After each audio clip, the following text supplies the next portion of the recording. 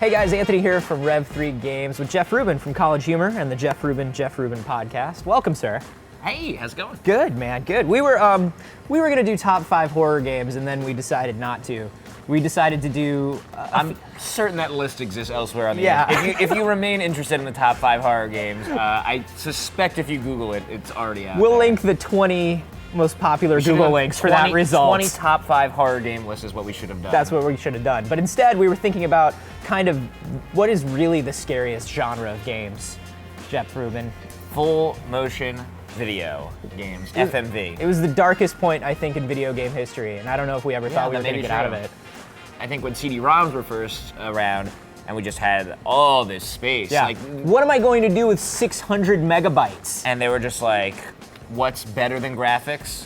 People. Boom. And it just seemed, and even now in retrospect, you can understand why they thought this, that it seemed like this was the next leap for video games to make. I still, when you explain it like that, I feel good about it as a decision. Yeah, I don't begrudge anyone for this. I see what they were going for, and I appreciate it. Yes. Starting at number 5 with Night Trap. Your mission? Protect those girls from whatever happened to the last ones. You know, Night Trap goes beyond being if it was just a bad video game, there's lots of bad video games. Sure. There's tons of bad video games on every console, but Night Trap actually is bad for the video game industry because it's very controversial. It's very, I don't want to say raunchy or violent, but like it was, at the time, it was very... It was basically stop these sorority girls from getting brutally murdered. But it was like not sorority girls, it was like a slumber party. And it was like stop them from getting brutally murdered. It and sounds better, like we're making it sound Yeah. more interesting. And it's not particularly violent. Certainly No. games today like blow it away. But you can see why in a time when you're comparing this to Sonic CD, yeah.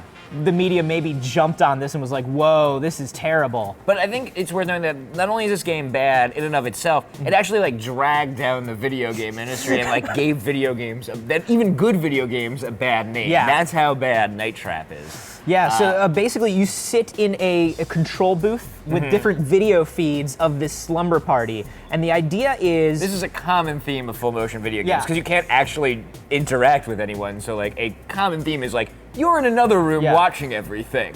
When we were looking this up, we came across the term trap 'em up. Trap 'em up. Which I didn't even know was a genre, but if you are familiar with it, this kind of popularized the trap 'em up genre, which is terrible things starts to happen to a girl on the video feed. You switch to the feed and trapdoor, poison gas. Yeah, it's up to you to spring these traps and be looking at the right room at the right time.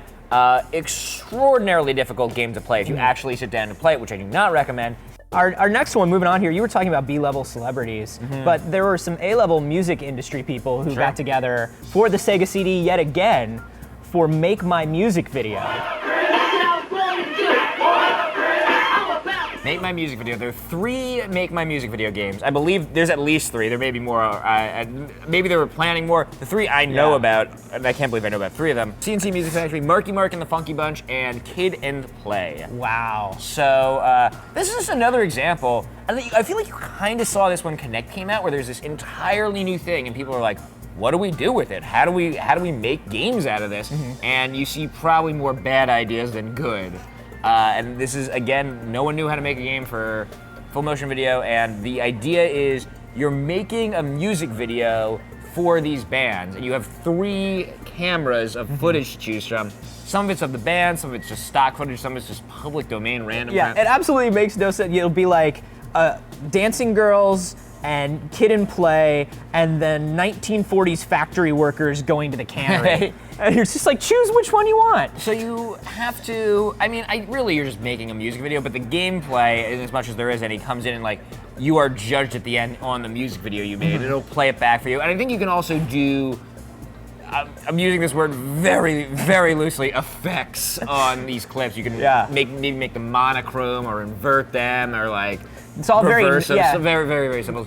And also, we should be clear, these videos are like sub-YouTube quality. They're like sub-animated GIF quality. They're just like... I mean, the most they could push at a time on these things was 320 by 240, so to run 4 of these videos at once, I think it was like 15 by 15 at the bottom like 4 frames a Yeah. second, like choose your angle, and you're like, I don't even know what I'm looking at. So even like if you are into Marky Mark and the Funky Bunch, Which who is not? right, like, and you're playing the game for the stuff they recorded for it. You know, even that video, it's just Marky Mark kind of like hovering in the middle of the screen, and he's just like, "What's up? I want to know. I'm out like shout." That's an actual line he says. He says, I'm out like shot.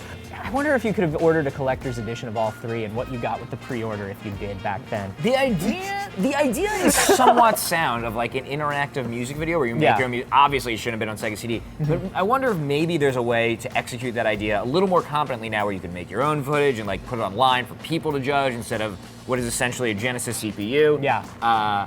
Maybe there's something. I'd like to see it interesting there. revisited. Actually, I would like to But see only it with revisited. only with Marky Mark and the Funky Bunch. Do not update the music at all. That was the perfect song to test this concept on. I am ready to feel the vibrations again. So you're talking about these things that are innovative ideas that they just couldn't pull off. Here's another one that sounds great. FMV, first person fighting. You! Come and get me if you dare!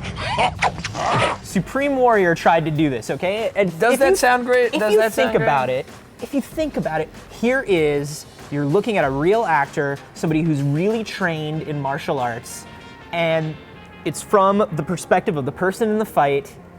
Could it? Have you ever seen that shot in a movie? Like, have you ever seen a shot in a movie where just like leg coming in frame from underneath? Maybe there's a reason, you know? Maybe, I don't know. And this is kind of, your hands are digitized sprites, which is the 90s things I've ever said They in my ran life. through the digitizer? They ran through the wow. Yeah, they digitized that. And your hands are up, and as this movie is going on, you know, all these things are just like hit buttons at key points, right?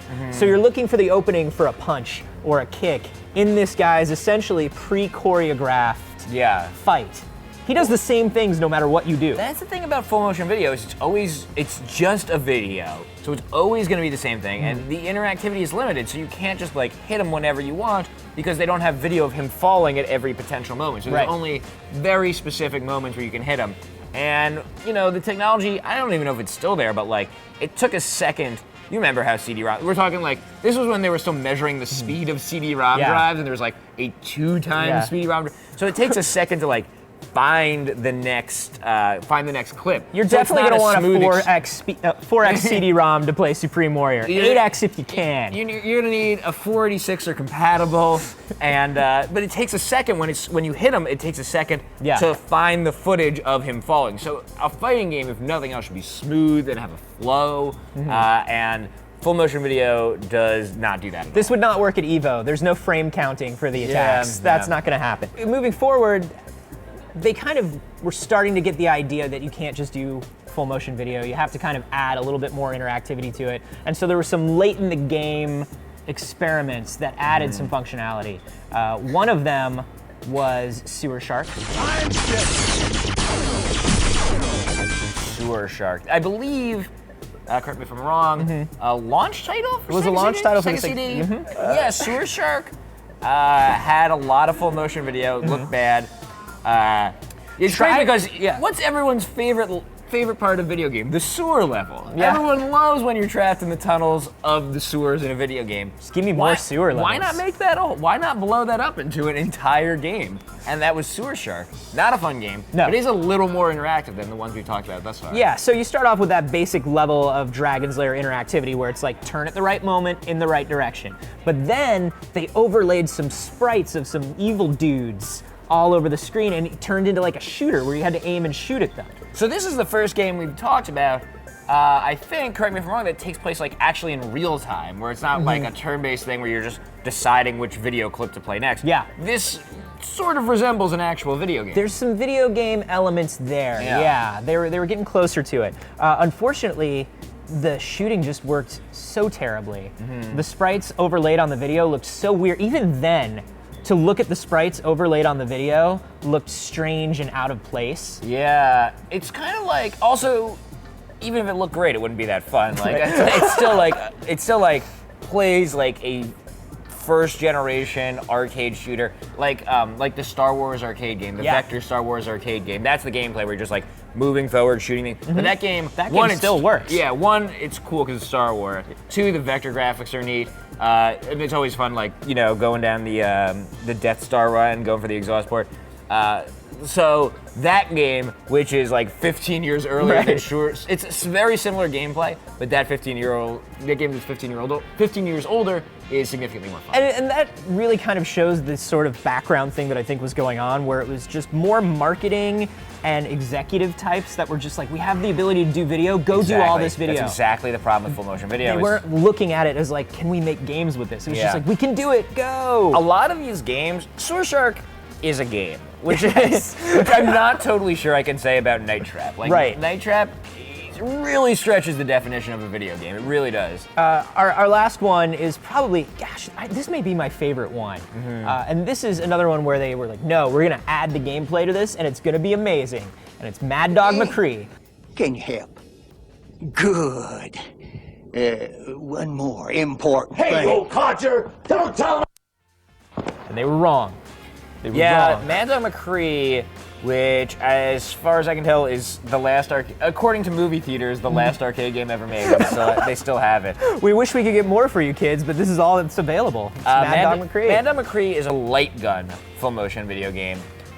So it's just the two most gimmicky things of all time in video games. I like light gun games. Put together. I will not. If I see Area 51, I'll put $1 into it so I can play both guns at once. I love light gun games. But again, you have this problem where the game can't really respond to what you're doing. Basically, if you shoot them, it'll play one clip. If you don't shoot them, it'll play another. So it's not very smooth. It's very. In Mad Dog McCree, even though these are real people that have in fluid video and not just 2 frames of animation. No, full motion video. The dog has so much more personality than any of these people because they're the worst actors. It's the worst script. They don't really respond or react to what you're doing.